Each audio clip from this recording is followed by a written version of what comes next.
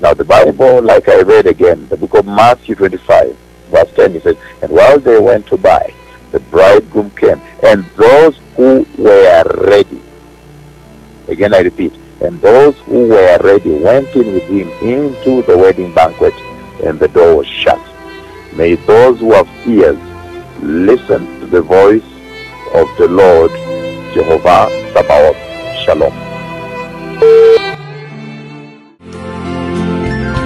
Every day and every night I feel him, I feel him.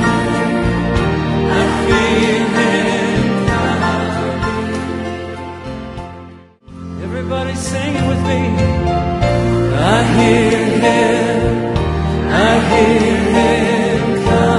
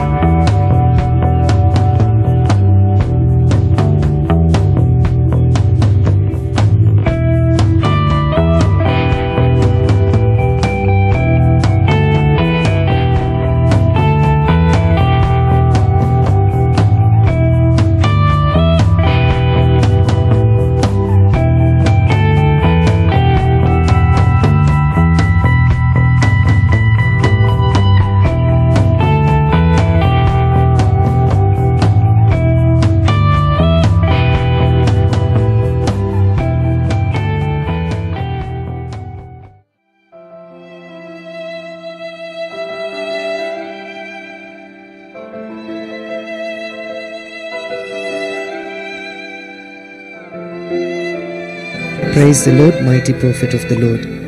Amen. Now, the Lord, after speaking with me at 3 o'clock this morning, and then after I spoke with you, then I fell asleep, and then the Lord came and spoke with me again. Just a few minutes ago, the Lord finished that conversation again after the first conversation, and then now the Lord came back and made me fall asleep again, and He has just finished the second set of conversation with me. In this conversation, the Lord now took me to the world after the rapture of the church has taken place. This latest conversation the Lord has had with me about the dispensation after the taking away of the church. And when He took me to the world after the rapture had taken place, the first part of that dream, I packed all my things. I packed all my things with my bag. In my bags, I packed all my things. They were full. In fact, one of the bags was not, it was not easy to zip. I had packed my things. I was moving out after the rapture had taken place. I was moving out and I was headed to Israel. I was headed to Jerusalem. I was packing my bags. I had packed everything. And a lot of people had come to me to ask me to minister to them the gospel. I was trying to preach the gospel, and then some people came to stop me from preaching the gospel. Some people that you see going on around in the world, creating chaos in the world right now, in certain parts of the world, they appeared and stopped me. They came and said, no, you're not allowed to minister. I'm not allowed to minister to them, and took me. They took me, and what they essentially did is they recorded me. They said, from today on, now you're not allowed to preach the gospel of Jesus. Even when people gather, when they see you, they come towards you, because a lot of people were running towards me after the rapture had taken place, wanting to hear the message of the Lord, wanting to be preached to. But these bad people came and stopped me, and they were very heavily armed. And they took me to this room where they gave me their standing orders. And they said, from today on, you're not allowed to preach, and so forth and so forth. There was a risk of death also. And then after that, they told me that even when people gather towards me, I should not even greet them. So it was very highly restricted, saying you cannot preach anymore, you cannot even greet people anymore. And then after that, big fight ensued, which I cannot share here. The big fight ensued between the servant of the Lord and these people, and there was very serious destruction on the earth. But anyhow, what I want to bring to your attention is that the Lord has spoken to me again, but this time He has spoken after the church has been taken away. After the rapture of the church had happened, He came back and He took me now again. After the first conversation I had with you, He came now and took me to the world after the rapture has happened. And as I went about the world doing the work of God, a lot of people came to me to be preached to. But as the people gathered like this, all of a sudden, these bad forces overran the good forces. And then they took me also. They said, no, come over here, you cannot preach anymore. So they brought me into the place. All of them, they said, have you gotten him? Have you arrested him yet? And they all came. These bad people that you see doing bad things in the world today. And at that time, as they say so, and they warned me, they said, now you cannot preach the gospel of Jesus anymore. And then even when people gather towards you, you cannot even lift a hand to greet them. I remember when I was walking out of the room that I had had that discussion with them, and they had recorded it, and they had all run to see, have we really got him? Have we really got him?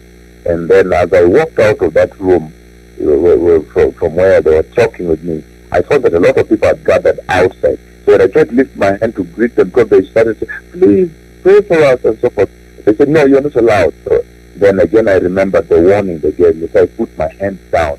But after that, a fight ensued, which I cannot share here, and there was big destruction on the earth. So the Lord has now spoken with me about the earth after the church has been taken away. I first began by packing my bags after the rapture had taken place. All my bags, I was moving to Israel when they arrived. And then everything else that I've not shared beyond there. But as you can see very clearly, The time is out. May those who listen with their spiritual ears now prepare. Behold, now is the hour to prepare. These two conversations, I don't know why the Lord has put them like this, one night, and very, very connected, very close to one another. But for those who are wise, they understand the urgency with which the Lord is speaking. Shalom.